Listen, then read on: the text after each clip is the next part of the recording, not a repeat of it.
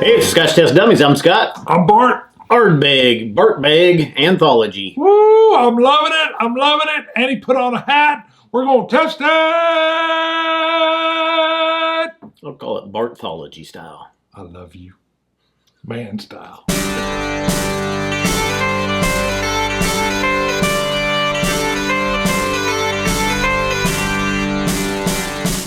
All right, we're in. So I'm always torn.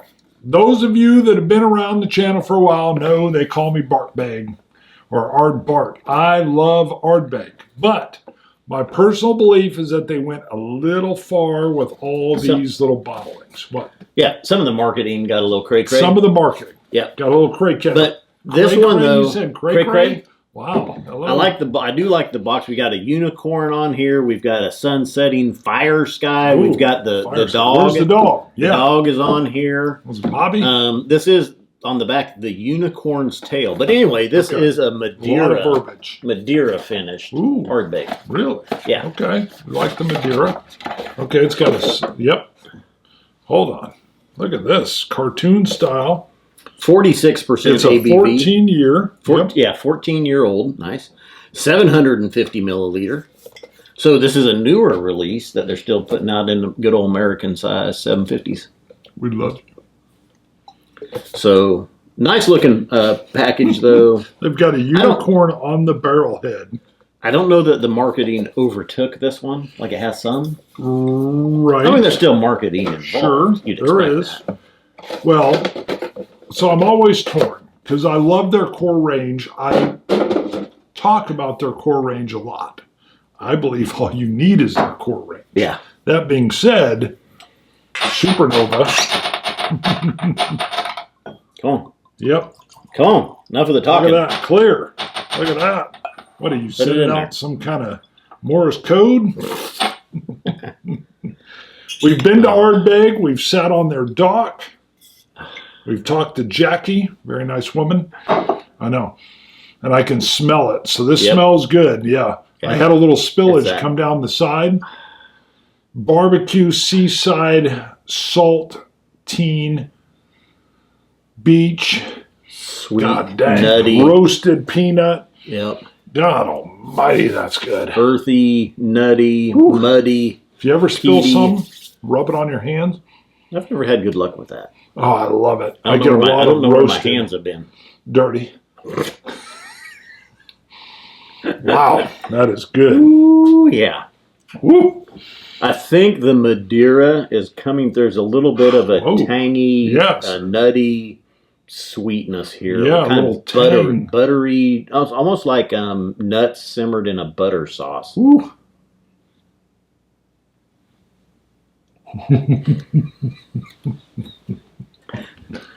Tree nuts. Don't say anything.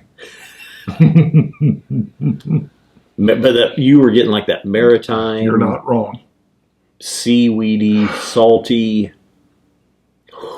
Yeah, with there's a lot. Yeah, on the nose here. With like a touch of caramel sweetness. I like seeing the 14-year age statement as well. Yeah. They've gotten, I mean, a lot of them they've gotten away from an age statement on. Okay, that's and keep them almost Ardbeg, though the 10-year is like the staple. Right. So, you know, what do you know about me and Pete, though, as far as age goes? The younger, the better. Right.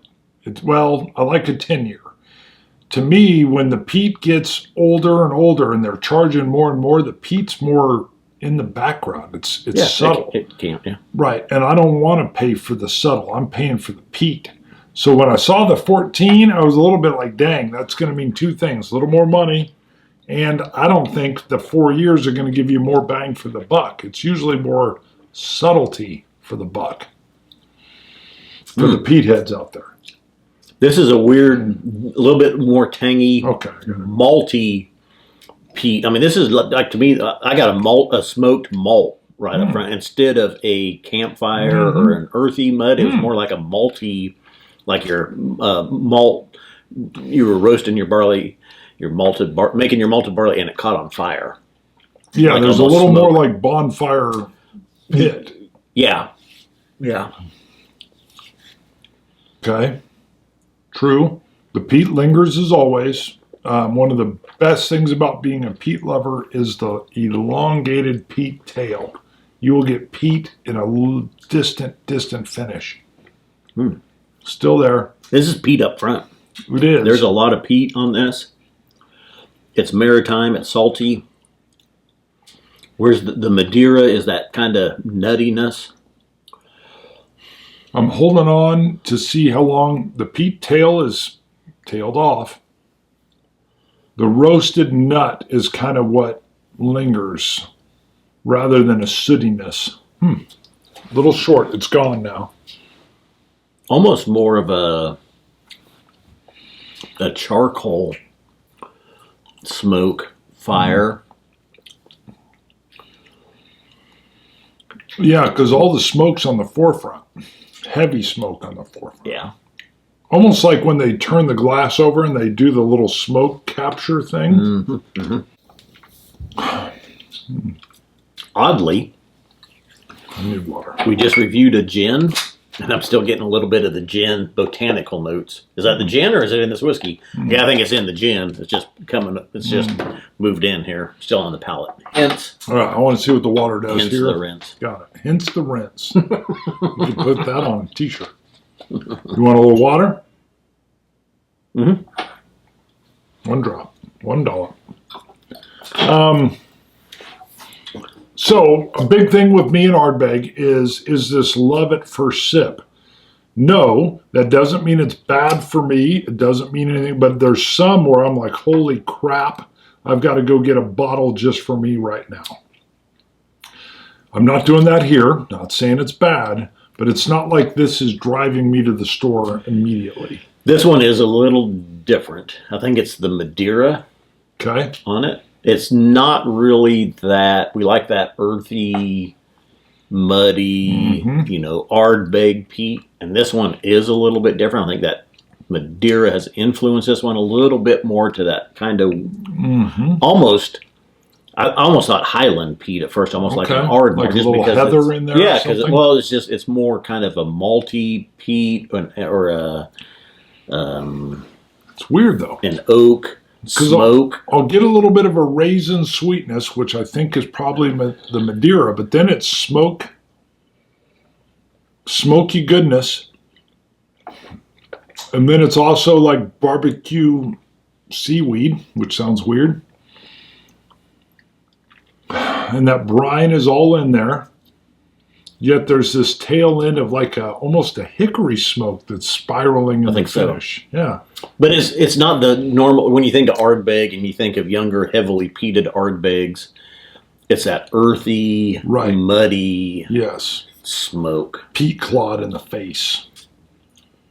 This one is more like that barn on fire or the field on fire, the hay pile that's on fire, the malted barley that's on fire. So they say here, the unicorn's tail, and the U is a horseshoe. The unicorn's tail, I'm going to move the glasses, matured in a marriage of aromatic Madeira casks, so it's a range of them, and classic Ardbeg ex-bourbon casks.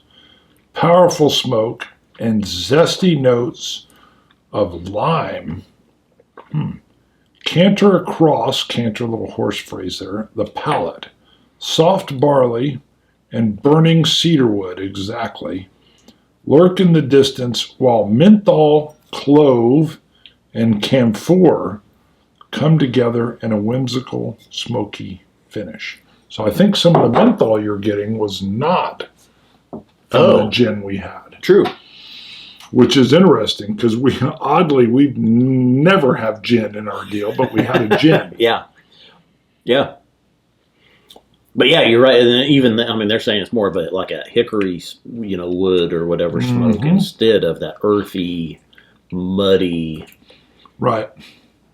smoke. There's little hints of that standard Ardbeg in there, but it definitely leans toward the hickory wood burning. Still very good, but I'm going to tell you with the 14-year price on there, I know this is going to be like a $160 bottle. That's what I'm predicting, and I would never pay anywhere close to that. But let me score it first. You know all my caveats. I love the core range of Ardbeg. I don't need all these. I could take the 10, and I'm very boring when it comes to my peat.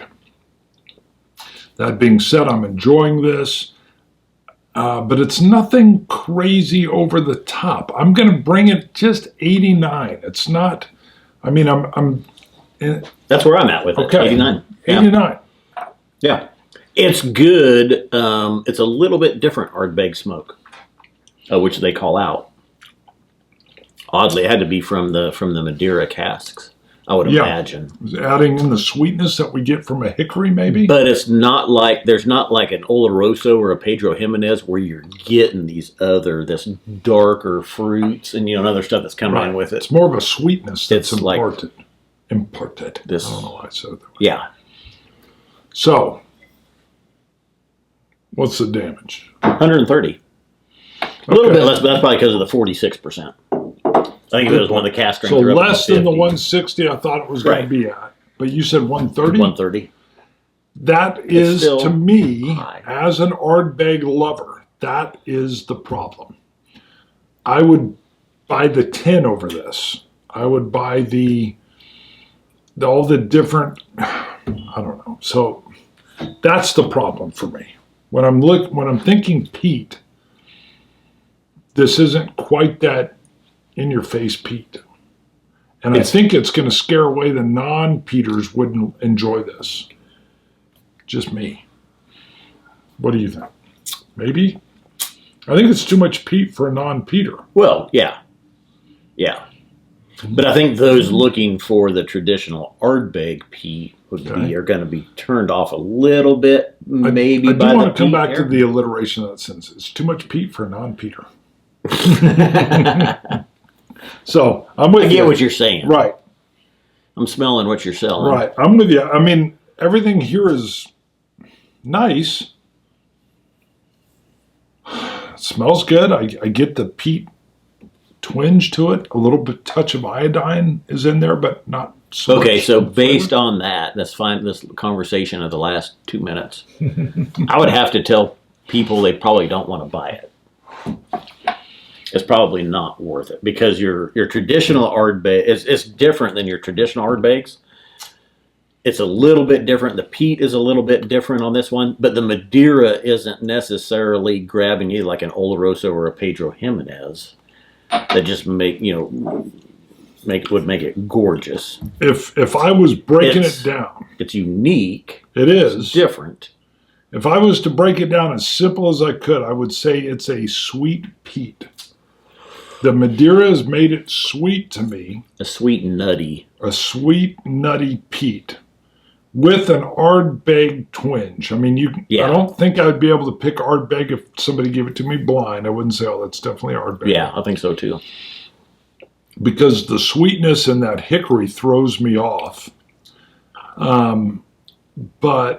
And I think I almost would lean blind towards a Highland, like an Ardmore or something, just because of that more malty-ish type burning grass, burning wood type smoke instead of that earthy Islay peat. So for me, as soon as I saw the 14 years, I knew it was going to be a little more pricey. I think it's still good, though. If this was in a bottle without any labels, without any names, age statements, and you tried it. And it's $7.50. You're like, that's a good whiskey. Right. No, I mean, as a peat lover, there's nothing I would turn my nose up to here. As an Ardbeg lover, it comes up a little short. What are you looking for? You want me to grab an Ardbeg? Well, we had let's grab the Spectacular real quick, just to look. Right. I thought you were looking for like a Corey Vrecken. Well, you got those. Or an Oogie Doll. I know. The core range is what I wanted to compare it. We're speaking of marketing. Okay. And Ardbeg, and here's marketing in play. Right. This one, I think we both really like this one. From memory. But, because we bought two. Yeah, the Spectacular. Okay. Do you want a brand new glass? This one, and I think this was port. Yeah, this was port. Here, brand new glass. No, just one. Yeah, we just share one. Port. This one, though, is more the traditional Ardbeg peat. Let's see, from memory. Okay. Got it. Clear that bad boy out. Let me clarify. Some people are really good with peat. Some people their peat palate can be like, oh, that's a Highland peat because that's from this region. Sure. Type peat. Yeah, there's going to be an aficionado. I am not an aficionado. Not, no. Right. I'm a lover. There's some Highland whiskeys that are really peated that I can't tell that I can't. Some I that would are think it's a Islay, like a heather, and then some lighter, heather, and they can pick it up. Whereas I feel like every once in a while, I'll get a little something, and I'll be like, it's either barrel char or peat. Yeah, and I'll get lucky. That one's more. There's a nice sweetness with that one too from the port, but it's not changing. I feel like the Madeira on this just changed the Ardbeg character. Right, more to a hickory smoke almost. That's good. It's really good. Why do I like that more? And see no age statement on the Spectacular.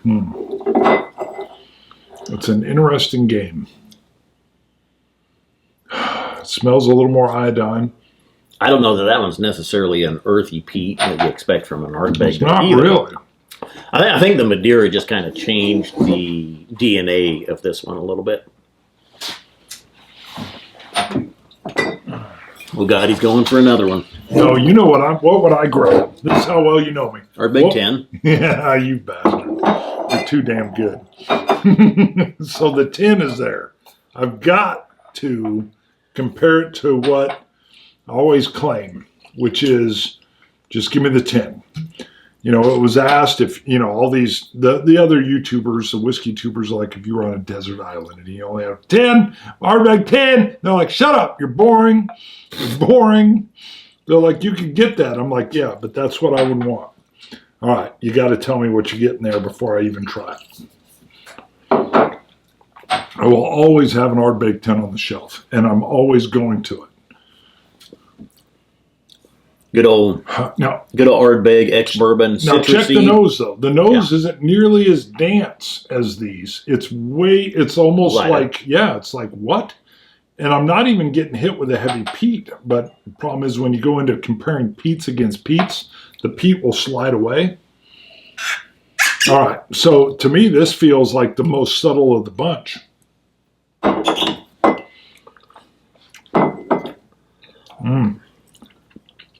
Huh.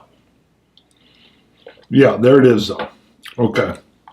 So I will tell people on occasion, because there was someone in the comments that said, tell me where I can experience the tobacco. I get the tobacco on the tin. So try that one. And this is the 14 again? Yeah.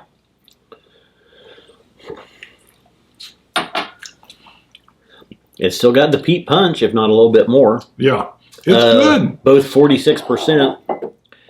I think it's maybe it's just good. It is. Maybe it's just some of those notes of the Madeira that's just bringing in a little bit of a different note. Trying it in comparison, it's not that far away. I'm not getting the tobacco, which is maybe what I'm missing. It's a little more on a sweet side. It compared actually pretty favorably with this port, though. I think I like the Spectacular over Anthology. Okay, you're saying it's spectacular. Yeah. I would agree. And what's funny is there's more flavor dance going on than the tin, but the tobacco that lingers here is what brings me in. Yeah. Again, I think it's the Madeira finish on this. It's adding a little bit different notes to it. Some may enjoy it, some may like it, some may not. So as a peat head, I'm going to stick with what I tell you guys all the time. You can't go wrong with an Ardbeg 10. These are nice. And the only thing I would tell you is don't get the FOMO. Don't get the fear of missing out. I used to have a little bit of that. And some of that was after the Supernova and the Dark Cove. Well, right? The Supernova and the Dark Cove were really out of this world. Part of the marketing, but they were so good that it got me chasing these for a while. And then I kind of realized, hold on a second. These are neat experiments, but I still love this. So, but, all right. Enough said? Yep. Scotch It. Use Scotch Gods. Cilantro. Dummies. Dummies.